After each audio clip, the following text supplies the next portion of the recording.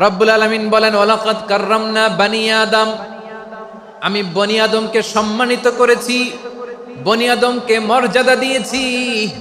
ওয়া হামালনাহুম ফিল বাররি ওয়াল বাহর, বনি আদমকে জলে স্থলে স্থলে এবং সমুদ্রে চলাচলের বাহন দিয়েছি। ওয়া রাযাকনাহুম মিনাত তাইয়্যিবাত, তাদেরকে পবিত্র রিজিকের বন্দোবস্ত করেছি।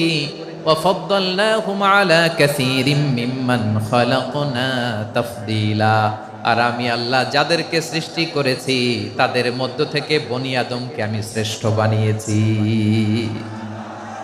আমরা শ্রেষ্ঠ, আমরা আশরাফুল মাখলুকাত। আমরা কি এই যে এমনি চিল্লাচিল্লি করে জিজ্ঞাসা করলে বলে না, আমরা আশরাফুল মাখলুকাত। আমরা কি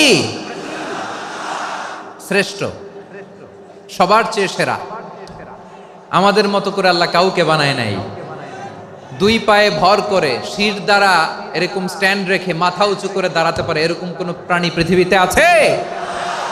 এজন্য আল্লাহ বলেন ওয়ালাকাদ কাররামনা বানি আদম, আমি বনি আদমকে সম্মানিত করেছি, তাদেরকে আমি মর্যাদা দিয়েছি। তাদেরকে আমি যত মর্যাদা দিয়েছি আমার কোন সৃষ্টিকে এত মর্যাদা দেই নাই। পড়েন সুবহানাল্লাহ।